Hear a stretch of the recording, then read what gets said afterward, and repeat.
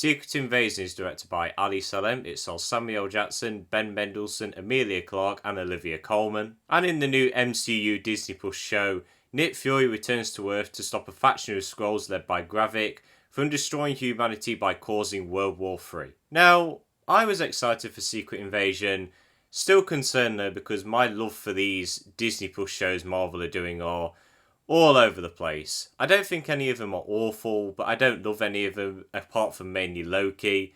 Heck, the worst one is Falcon and the Winter Soldier, but that's just mediocre to me. But I was still excited to watch this show, and I'm happy to say that the Disney Plus shows are still not awful. Secret Invasion is good. I don't think it's great or anything. It does have quite a few problems. What intrigued me about this show was its concept. Skrulls infiltrating governments, pretending to be politicians, trying to start a world war again. That's a great concept. That's great. That adds so much tension to the story. And the tension is high because of that. Mainly also because of the Skrulls. The Skrulls couldn't change into anyone. And it got to a point where you're watching a character, you're thinking, oh, you're watching the real character. And then it turns out they're a Skrull.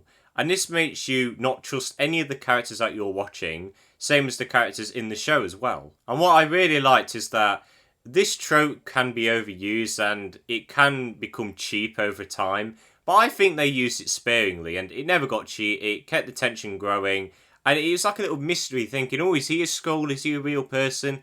I really like that about the show. But even with all the stakes and the tension, the show never forgets about its characters. I really did like the plot line of Nick Fury's wife allegiances being tested. The fact that she has to be with the Skrulls and try to start World War III, but she also cares about Nick Fury. And I really did like the slow scenes of Fury and his wife just talking and how his wife is angry that he left for so many years for the Skrulls. I really did like her character and the relationship between her and Fury. But I really did like the main plot of this that involved the villain. Gravik to me is the best villain in these MCU shows. He has a motivation which is understandable. You don't agree with his goal at all, but you at least get the sense of why he came to that conclusion. Fury is pretty much the reason why he wants to start World War III and end humanity to take the planet for themselves. And Fury is responsible for that. And it introduced an arc of them two reconciling and forgiving each other. And the show does host some other solid character writing. I really did like the dynamic between Fury and Talos. They felt like brothers just bantering each other all the time. They had a really cute relationship and I wish it kept going on for longer, to be honest. There's also Gaia, who's the daughter of Talos, and she wasn't written well, but she at least had some sort of development there to make you like her and care about her at least. But what I am thankful for is that the tone is very dark and gritty. I keep having this problem with past MCU projects. They're too jokey and they need to cut down on the humour. I'm happy that they went for a more dark direction in this. There is still humour and it mainly comes from Fury and Talos' banter, but it's not out of place. It felt natural and I liked it. Give a bit of positive energy to the show, which is overall just really dark and depressing. But I'm very happy that they stuck to the dark tone. But if I'm going to get into one little nitpick about it, they didn't go full into it. They still were a little bit safe with mainly like the blood and violence and the deaths, but I'm glad that they were trying to get into that dark tone more. And I'm also happy that they cut down on the special effects on this. I'm not saying the special effects were bad or anything. For the most part, they look really good, but I still think Marvel just overuses CGI now, and I'm happy that they cut back a bit on that as well. There's a lot more practical sets and stuff on this. The action scenes are still mainly all CGI, but they're very on the ground, apart from the final battle, which we'll talk about later. But yeah, the CGI looked good, and I'm glad that they cut down on it a little bit. And finally, the performances in this are all really good. Samuel Jackson is just great as Nick Fury. I can't think of anyone else to play this character. He is Nick Fury to me. He's absolutely great in this show. He's great in all the other Marvel projects. He's great in anything, Samuel Jackson. He's a great guy, a great actor. Ben Mendelsohn was great as Talos, and his chemistry with Samuel Jackson was really strong. Those two worked really well together. And Emilia Clarke as Gaia was really good as well. But a standout for me was Olivia Colman. She plays Sonya, who's this weird banterous person who's always smiling and everything, and it's very cheeky. And I just loved her character. Olivia Colman was great in this. She was so funny. She probably had the best humorous moments. And while she wasn't mainly important for the story, I still really liked her, and I hope that she returns in future projects. But the show does have some narrative issues mainly. For one, Guy and Talos, the father and daughter relationship, never got explored really. They interacted like 4 or 5 times.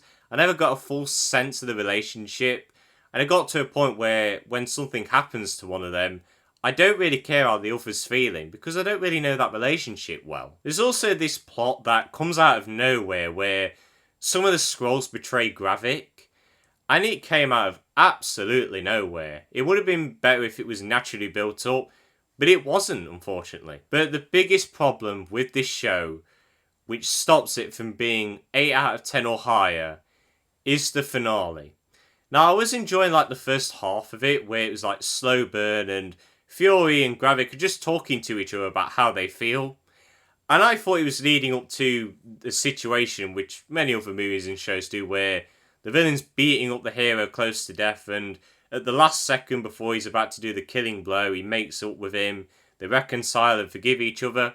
That's how I thought the finale was going to go, and it sure did feel like it. But of course, Marvel just had to do a twist that didn't need to happen. And also, Nick Fury's hardly in this finale, really. And they just had to end it off with a massive CGI battle.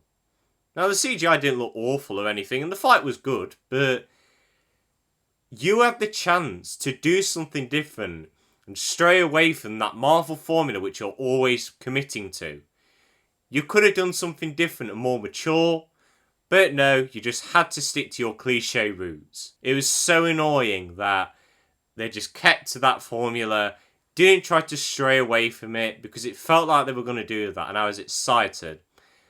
But no, it was a wasted finale. And look, the finale isn't as bad as people say. It does still have a good conclusion. It has good moments, but it was just so annoying that they didn't stray away from their formula. So, Secret Invasion had plenty of potential, and it reached up to some of it, but it tumbled on the last hurdle, unfortunately. It still has some really good characters, and the story has plenty of twists and turns. But that finale just ruined a lot of it for me. And unfortunately, it's going to get 6.5 out of 10, which is what I've given to most of these Disney Plus shows. Marvel, please, just stick to making movies. Stop doing these TV shows. And yeah, that's it for the end of this review. I hope you all enjoyed. Sorry it was a little bit late. My voice wasn't the best when I tried to record this the first couple of times. If you have seen Secret Invasion, let me know what you thought of it down in the comments. Always love to hear your thoughts. Next time, I'm watching the Teenage Mutant Ninja Turtles movie. I'm excited for it. I'll see how it is. But I hope you all enjoyed this video. Have a good day. And see you later.